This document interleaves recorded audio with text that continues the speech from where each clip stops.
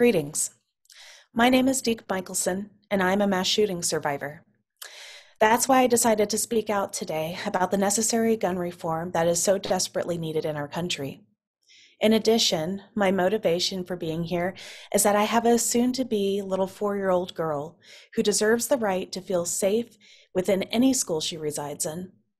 If sharing my story can help empower the hearts and minds of individuals with the power to take semi-automatic weapons out of the hands of Americans, then my story of trauma has purpose.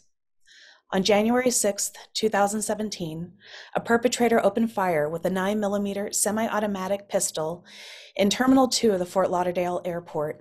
My fiance and I were supposed to be in Fort Lauderdale for less than 40 minutes, only there for a connecting flight.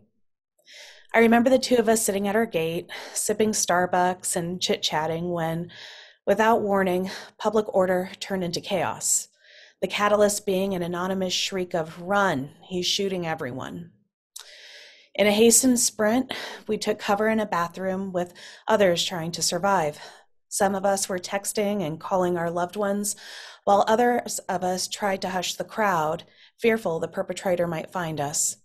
The seconds felt like hours as I and several other survivors stood silently on toilets, concealing our feet from view. Conversely, when I called my mother to tell her that I might not get out of the airport alive, she said in her quintessential Texas spirit, "Get out of the bathroom and pick up something heavy. Don't go down without a fight." It's my mother's grit that kept me grounded that day. The timing of what happened next is a blur. I don't remember how long we waited in those stalls, but I do recall the relief I felt when military personnel came to our rescue. Our group was relocated to a stuffy storage room in the back of an airport snack shop, detained for several hours without access to a bathroom. I tried to find my sense of humor when I whispered to my partner, "Well, I guess we should have used the bathroom while we had access to it." But survival humor aside, it was unpleasant. Hours later, we were relocated to the airport grounds, where I and over 10,000 passengers remained detained until the early hours the following morning. I was left to stand in a stain of a victim's blood and wait for several hours before an officer became aware of where we were forced to stand and yellow taped the area. In the aftermath of the shooting, I felt estranged from my family and loved ones. I was diagnosed with PTSD and had to spend several years with symptoms of anxiety, night terrors, and cognitive distortions.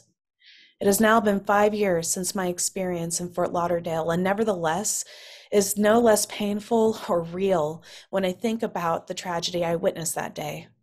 I'm pleading for you to take notice. I'm begging for you to think about one of your own children in the same situation. Congress, I am begging you. I am pleading with you to please do something about the gun laws. There needs to be stricter enforcement around gun laws. There should be no reason why an individual at the age of 18 years old can walk in to a Walmart and go and buy a semi-automatic weapon. It's ridiculous.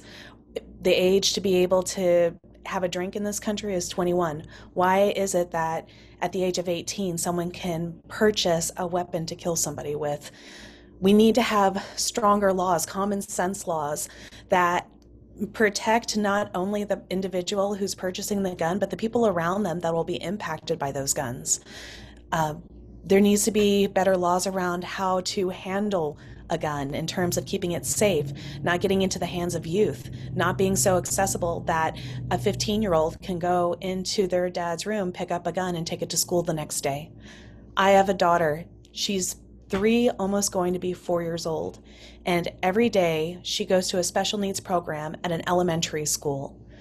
That means that the potential for even 3-year-olds to be shot in a public school is there.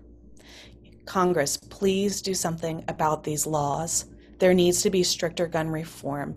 It shouldn't be different from state to state when it comes to purchasing a gun. It should be the same in all of our states, and they need to be more strict. Thank you.